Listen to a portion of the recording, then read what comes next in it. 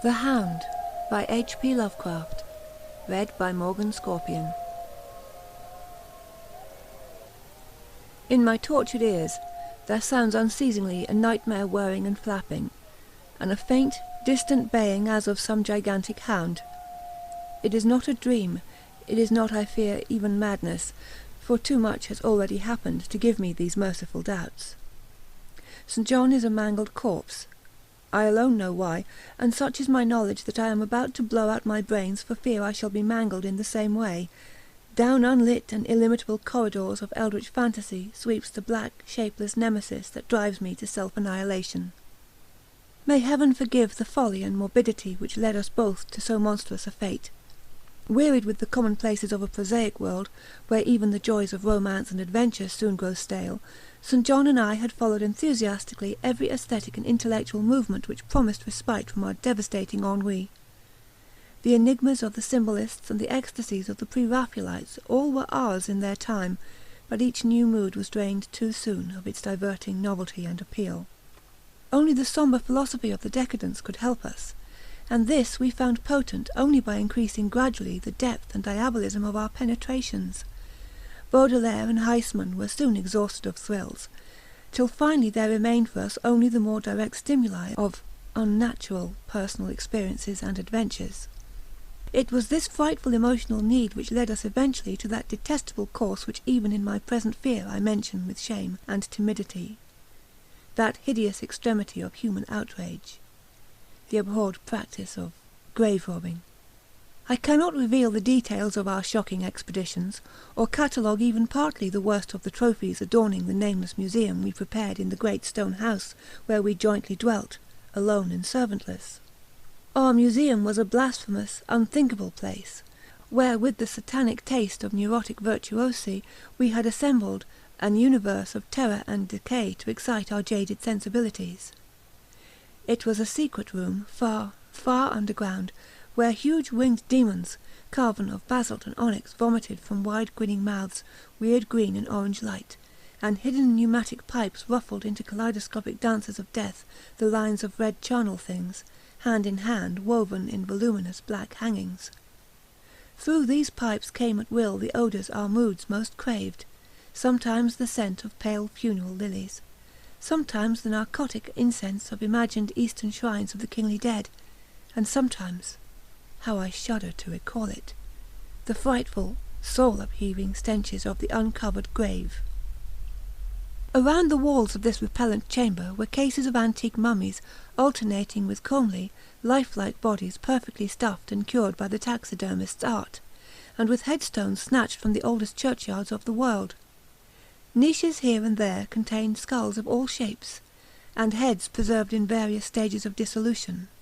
There one might find the rotting, bald pates of famous noblemen, and the fresh and radiantly golden heads of new-buried children. Statues and paintings there were, all of fiendish subjects, and some executed by St. John and myself. A locked portfolio, bound in tanned human skin, had certain unknown and unnameable drawings which it was rumoured Goya had perpetrated but dared not acknowledge. There were nauseous musical instruments, stringed, brass, and woodwind, on which St. John and I sometimes produced dissonances of exquisite morbidity and cacodemoniacal ghastliness, whilst in a multitude of inlaid ebony cabinets reposed the most incredible and unimaginable variety of tomb loot ever assembled by human madness and perversity. It is of this loot in particular that I must not speak. Thank God I had the courage to destroy it long before I thought of destroying myself. The predatory excursions on which we collected our unmentionable treasures were always artistically memorable events. We were no vulgar ghouls, but worked only under certain conditions of mood, landscape, environment, weather, season, and moonlight. These pastimes were to us the most exquisite form of aesthetic expression, and we gave their details a fastidious technical care. An inappropriate hour, a jarring lighting effect, or a clumsy manipulation of the damp sod would almost totally destroy for us that ecstatic titillation which followed the exhumation of some ominous, grinning secret of the earth. Our quest for novel scenes and piquant conditions was feverish and insatiate. St. John was always the leader. and he it was who led the way at last to that mocking, accursed spot which brought us our hideous and inevitable doom. By what malign fatality were we lured to that terrible Holland churchyard? I think it was the dark rumour and legendary, the tales of one buried for 5 centuries, who had himself been a ghoul in his time, and had stolen a potent thing from a mighty sepulchre. I can recall the scene in these final moments. The pale autumnal moon over the graves casting long, horrible shadows. The grotesque trees, drooping sullenly to meet the neglected grass and the crumbling slabs. The vast legions of strangely colossal bats that flew against the moon. The antique ivied church pointing a huge spectral finger at the livid sky. The phosphorescent insects that danced like death fires under the yews in a distant corner. The odours of mould, vegetation, and less explicable things that mingled feebly with the night wind from over the swamps and seas. And worst of all, the faint, deep-toned baying of some gigantic hound which we could neither see nor definitely place. As we heard this suggestion of baying we shuddered, remembering the tales of the peasantry, for he whom we sought had centuries before been found in this self-same spot, torn and mangled by the claws and teeth of some unspeakable beast. I remember how we delved in the ghoul's grave with our spades, and how we thrilled at the picture of ourselves. The grave, the pale watching moon, the horrible shadows, the grotesque trees, the titanic bats, the antique church, the dancing death fires, the sickening odours, the gently moaning night wind, and the strange, half-heard, directionless baying of whose objective existence we could scarcely be sure. Then we struck a substance harder than the damp mould, and beheld a rotting oblong box crusted with mineral deposits from the long undisturbed ground. It was incredibly tough and thick, but so old that we finally pried it open and feasted our eyes on what it held. Much, amazingly much, was left of the object despite the lapse of 500 years. The skeleton, though crushed in places by the jaws of the thing that had killed it, held together with surprising firmness, and we gloated over the clean white skull and its long, firm teeth, and its eyeless sockets that once had glowed with a charnel fever like our own. In the coffin lay an amulet of curious and exotic design, which had apparently been worn around the sleeper's neck. It was the oddly conventionalized figure of a crouching winged hound, or sphinx, with a semi-canine face, and was exquisitely carved in antique oriental fashion from a small piece of green jade. The expression of its features was repellent in the extreme, savouring at once of death, bestiality, and malevolence. Around the base was an inscription in characters which neither St. John nor I could identify, and on the bottom, like a maker's seal, was graven a grotesque and formidable skull. Immediately upon beholding this amulet we knew that we must possess it, that this treasure alone was our logical pelf from the centuried grave. Even had its outlines been unfamiliar we would have desired it, but as we looked more closely, we saw that it was not wholly unfamiliar. Alien it indeed was to all art and literature which sane and balanced readers know, but we recognised it as the thing hinted of in the forbidden Necronomicon of the mad Arab Abdul al-Hazred, the ghastly sole symbol of the corpse-eating cult of inaccessible Leng in Central Asia. All too well did we trace the sinister lineaments described by the old Arab demonologist. Lineaments, he wrote, drawn from some obscure supernatural manifestation of the souls of those who vexed and gnawed at the dead. Seizing the green jade object, we gave a last glance at the bleached and cavern-eyed face of its owner and closed up the grave as we found it. As we hastened from the abhorrent spot, the stolen amulet in St. John's pocket, we thought we saw the bats descend in a body to the earth we had so lately rifled, as if seeking for some cursed and unholy nourishment. But the autumn moon shone weak and pale, and we could not be sure. So too, as we sailed the next day away from Holland to our home, we thought we heard the faint distant baying of some gigantic hound in the background. But the autumn moon moaned sad and wan, and we could not be sure. Less than a week after our return to England, strange things began to happen. We lived as recluses, devoid of friends, alone and without servants in a few rooms of an ancient manor-house on a bleak and unfrequented moor, so that our doors were seldom disturbed by the knock of the visitor. Now, however, we were troubled by what seemed to be a frequent fumbling in the night, not only around the doors, but around the windows also, upper as well as lower. Once we fancied that a large opaque body darkened the library window when the moon was shining against it, and another time we thought we heard a whirring or flapping sound not far off. On each occasion investigation revealed nothing, and we began to ascribe the occurrences to the imagination which still prolonged in our ears the faint, far baying we thought we had heard in the Holland churchyard. The jade amulet now reposed in a niche in our museum, and sometimes we burned a strangely scented candle before it. We read much in Alhauswit's Necronomicon about its properties, and about the relation of ghouls' souls to the objects it symbolized, and were disturbed by what we read. Then terror came. On the night of September the 24th, I heard a knock at my chamber door. Fancying it St. John's, I bade the knocker enter, but was answered only by a shrill laugh. There was no one in the corridor. When I aroused St. John from his sleep, he professed entire ignorance of the event, and became as worried as I. It was the night that the faint, distant baying over the moor became to us a certain and dreaded reality. 4 days later, whilst we were both in the hidden museum, there came a low, cautious scratching at the single door which led to the secret library staircase. Our alarm was now divided, for, besides our fear of the unknown, we had always entertained a dread that our grisly collection might be discovered. Extinguishing all lights, we proceeded to the door and threw it suddenly open, whereupon we felt an unaccountable rush of air and heard, as if receding far away, a queer combination of rustling, tittering, and articulate chatter. Whether we were mad, dreaming, or in our senses, we did not try to determine. We only realized, with the blackest of apprehensions, that the apparently disembodied chatter was beyond a doubt in the Dutch language. After that, we lived in growing horror and fascination. Mostly we held to the theory that we were jointly going mad from our life of unnatural excitements, but sometimes it pleased us more to dramatize ourselves as the victims of some creeping and appalling doom. Bizarre manifestations were now too frequent to count.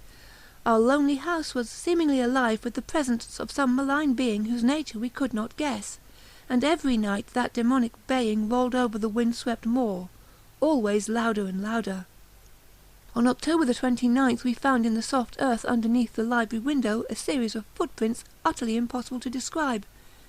They were as baffling as the hordes of great bats which haunted the old manor house in unprecedented and increasing numbers. The horror reached a culmination on November the 18th, when St. John, walking home after dark from the dismal railway station, was seized by some frightful carnivorous thing and torn to ribbons. His screams had reached the house, and I had hastened to the terrible scene in time to hear a whir of wings, and see a vague black cloudy thing silhouetted against the rising moon. My friend was dying when I spoke to him, and he could not answer coherently. All he could do was to whisper, "The amulet! That damned thing!" Then he collapsed, an inert mass of mangled flesh. I buried him the next midnight in one of our neglected gardens, and mumbled over his body one of the devilish rituals he had loved in life. And as I pronounced the last demoniac sentence, I heard afar on the moor the faint baying of some gigantic hound. The moon was up, but I dared not look at it, and when I saw on the dim-lighted moor a wide nebulous shadow sweeping from mound to mound, I shut my eyes and threw myself face down upon the ground. When I arose trembling, I knew not how much later, I staggered into the house, and made shocking obeisances before the enshrined amulet of green jade. Being now afraid to live alone in the ancient house on the moor, I departed on the following day for London, taking with me the amulet after destroying by fire and burial the rest of the impious collection in the museum.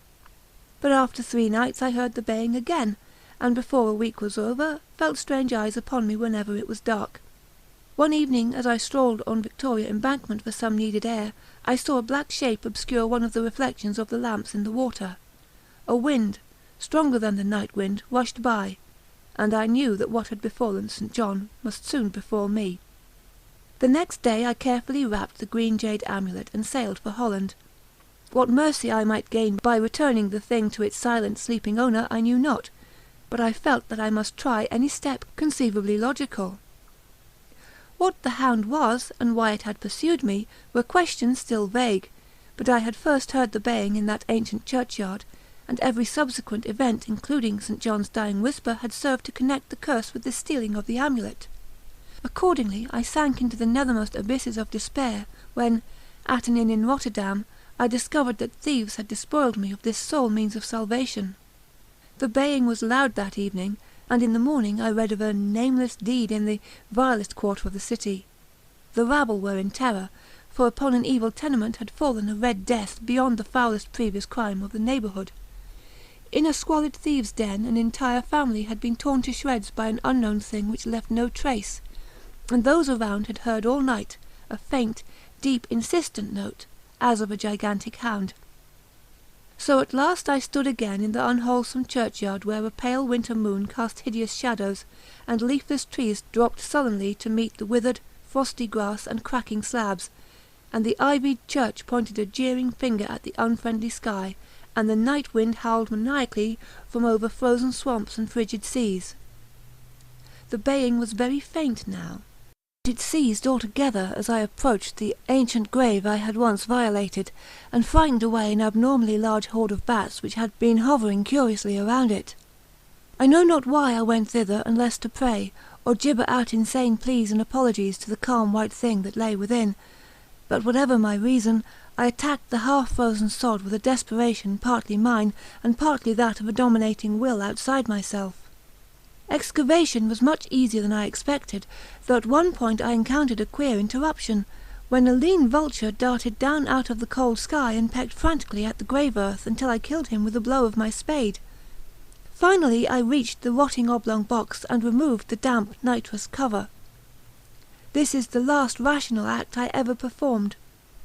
For crouched within that centuried coffin, embraced by a close-packed nightmare retinue of huge, sinewy sleeping bats, was the bony thing my friend and I had robbed. Not clean and placid as we had seen it then, but covered with caked blood and shreds of alien flesh and hair, and leering sentiently at me, with phosphorescent sockets and sharp ensanguined fangs yawning twistedly in a mockery of my inevitable doom. And when it gave from those grinning jaws a deep, sardonic bay, as of some gigantic hound, and I saw that it held in its gory, filthy claw the lost and fateful amulet of green jade, I merely screamed, and ran away idiotically, my screams soon dissolving into peals of hysterical laughter. Madness rides the star-wind, claws and teeth sharpened on centuries of corpses, dripping death astride a bacchanal of bats from night-black ruins of buried temples of Belial. Now, as the baying of that dead, fleshless monstrosity grows louder and louder, and the stealthy whirring and flapping of those accursed web-wings closer and closer, I shall seek with my revolver the oblivion which is my only refuge from the unnamed and unnameable. That was The Hound by H. P. Lovecraft, read by Morgan Scorpion.